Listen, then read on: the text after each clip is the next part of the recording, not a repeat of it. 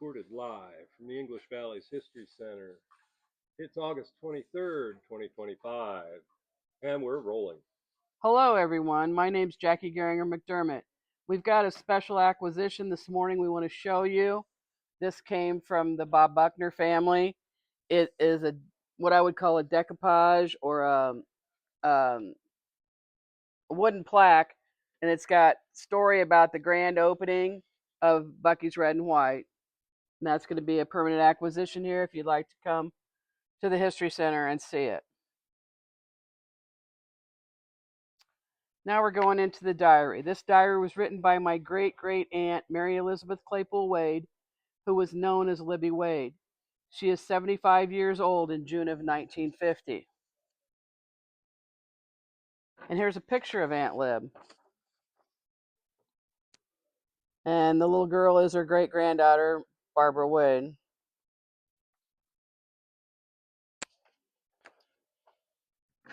I will read and talk about a few days in the diary and then switch to happenings around the History Center and feature stories. July 2nd, 1950. Considerably warmer. 76 degrees at 10 a.m. at Des Moines. Evelyn came up from Wayne's for a while. Bob and Dolores came yesterday p.m. Bob and Karen went down to get Patty at Kelowna. Lib's married 29-year-old granddaughter, Evelyn Kurtz, came to visit her grandma. She had been down at her parents' house. Her parents are Jenny and Wayne Wade. Evelyn reports that Jenny's sister, Dolores Butterball Lawrence,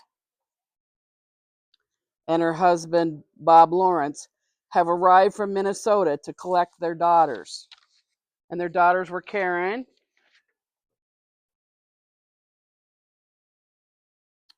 and Janet. And then Bob and Karen went to Kelowna to get Patty, another daughter, who has presumably been staying with other relatives down there. Dave, I'm going to need you over here. Betty Miller Knoll had a baby girl born last night. Evelyn thinks Dolores is about as she was when she left here. Walter was up to borrow a big skillet and a lid. Sounds like fried chicken. We had some boiled beef and broth and various things from the refrigerator.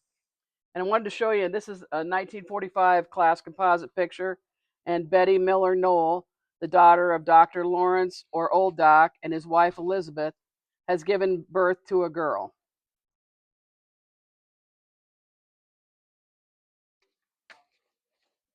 And the girl's name is Christine Knoll, and she was a member of the class of 1968.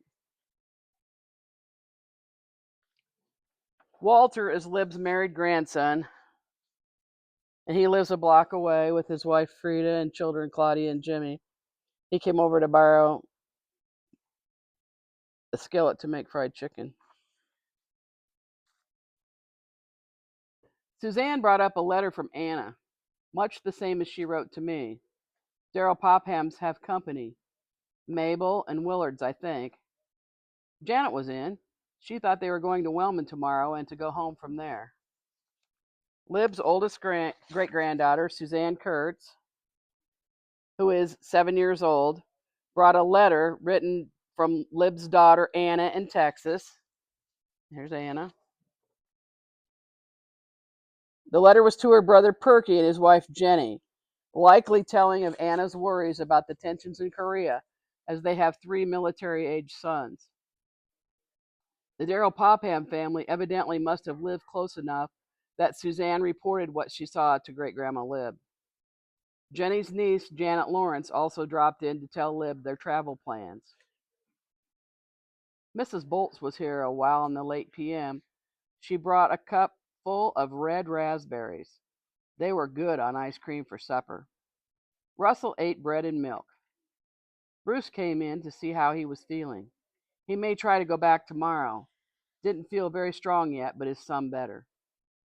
Elizabeth, or Lizzie Geiger Bolts, is Lib's 87-year-old neighbor. And Russell, or Tyler Wade, is Lib's 42-year-old son, and she lives in his house with him. Bruce Warner is Russell's boss at the home lumber company a block away. Hattie came and spent the evening with me. Levon and Leona brought her. Molly stopped a few minutes, and Minnie Z came over. Millards are to live in the John Kirkpatrick rooms to be near the doctor. Hattie Newberry Killian is Lib's neighbor. She used to walk over to visit until she began her fight with cancer. Her newly married nephew, Levon Bursler, is right here in the picture, and his 19-year-old bride, Leona Morse Bursler, live in her house with her now. So they brought Hattie over. Leona Morse Bursler was in the North English High School class of 1949. And I should always mention when I show this picture, that's my mom right there, Etheldean Keller Geringer. And she was Leona's best friend. Molly Cheney Claypool is married to Millard Claypool, the son of Lib's cousin Wallace Claypool. Millard is in Iowa City in the hospital right now, and the family lives out on a farm, so they are going to relocate to town so that Millard can be near the doctor. Minnie Zomer is Lib's widowed neighbor across the street. Minnie Zomer lives with her elderly father, George Patterson. Heard of someone being hurt at the creamery on Saturday. A broken milk bottle made quite a gash in Dennis Thurman. Had several stitches taken by the doctor. And here's a picture of Dennis Thurman. This is the 1949 annual, and he's right there. And then I also found the article on the incident. And this is a really nice article telling several people that got hurt recently in town. And the article says that Dennis was cut with a test tube, and he required 23 stitches in his left arm and stomach. July 3rd, 1950. Light rain this morning, warm. My foot is not so painful as last night. It was doing its worst then. Russell went back to work. Not really fit, but we'll have tomorrow off, so maybe he can stand it. Sent a letter to Anna. Hattie attended a wedding yesterday at Keswick. Shirley Killian and Montz. Shirley is Hattie's step-granddaughter. The wedding that Hattie attended was for Shirley and Robert Montz. They were long-time residents of the Webster area, and their 3 sons were Avery, Neil, and Kim, who all attended English Valley schools.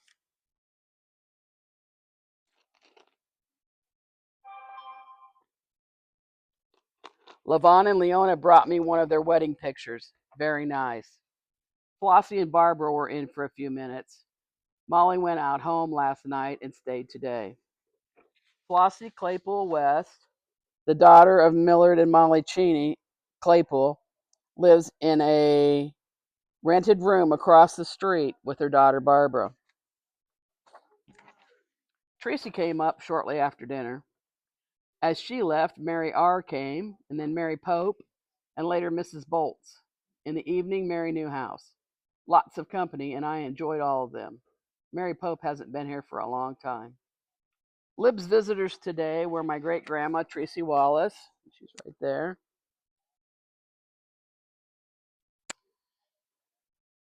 And Mary Regseger, who is, of course, an adult.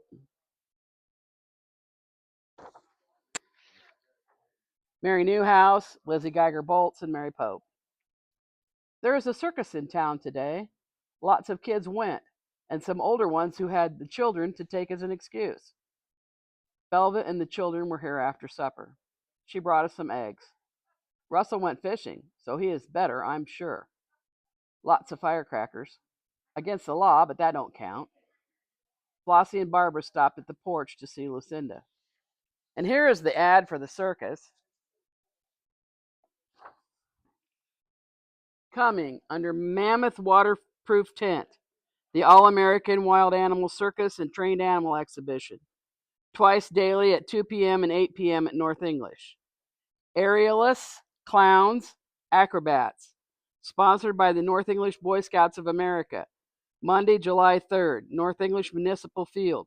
Pre-war prices. Adults 60 cents, children 30 cents including tax. Belva Wade Yoss is Lib's oldest married granddaughter. She is now 30 years old and married to Don Yoss.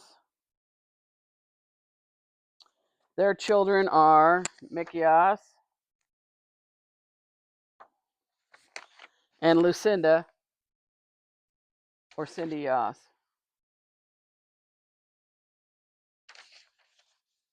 Tracy showed me a memorial card today. Lydia Gertrude Wallace King died May 1st, 1899, aged 20 years, 8 months, and 24 days. Tracy was the widow of Frank Wallace, and he's right here in this picture with his brothers and sisters. And this is all of his brothers and sisters except for Lydia that they're talking about in that memorial card, who died when she was 20 years old. Lydia was a twin to Roy Wallace. July 4th, 1950, the glorious 4th of July. Some are trying to celebrate. Lots of firecrackers, bombs. Against the law, but the law don't count here. Russell went fishing. He is not feeling very well yet. He went down to Lex last night a while. Lec, or Alexis Wade, is Russell's uncle who lives in the Wellman area. The fire alarm this morning. Someone got excited about a trash fire in the east end of town. Minnie Z told me last night about Jimmy Green wanting her to take care of his wife, a broken ankle. She heard there was more ailment, so called it off. Jenny was up. Dolores's are going home today. They're packing up. I let Jenny have my old bedroom slippers if she can wear them. She has such a sore foot. I was alone most of the day. Flossie came over to borrow some pliers to loosen something on the sewing machine. Russell caught 2 channel cats. He rested for a while. Mrs. Bolts came, had a pint or so of red raspberries for me. Evelyn was here just for a little while. She was looking for her girls. They had gone for a walk. Russell went away and I am alone. Lots of firecrackers and some fireworks. Later, after the ball came, they had a nice display of fireworks at about 11 p.m. Some loud explosions shook the town. Long after that, they were still shooting them. And here's the ad for the ball games. The North English Tigers versus the Lisbon Indies at 8:15 p.m. The admission was adults 50 cents and children 25 cents. July 5th, 1950. Quiet today after a noisy night. I didn't sleep until after Russell got home. It is still nice and cool today. I made a batch of noodles to dry. Had some extra eggs and used them. They will be nice later. Russell saw Dr. Miller. He had a report of the x-ray. Ulcer. My, I hate to think of that. Maybe he can manage his eats and get by. It's hard to work on food like he will have to eat. He went to Sigourney for an arthritis shot as soon as he had dinner. Tracy came as I had finished the dishes. She brought a nice wedding present for her granddaughter, Betty, Carl's daughter, to be married next Saturday to Johnny Van D. And here's a picture of Betty Van D. Her parents were Carl and Esty Geringer, and she is still alive. She's in her 90s now. Maud brought Louise's book home, said Marion is not so well. Elsie Miller was here a while, too. Told about the Lemon Miller funeral, which was last Friday, I believe. The carpenters seem to be working over at Minnie's today. Russell later said they are building a room west of the kitchen. Charles Wilkerson had a car wreck yesterday. Evelyn and Kathy were here this evening. Brought a glass of cherry jelly. Very good. Maud Foster Claypool is a neighbor and is married to Libby's nephew, Ray Claypool.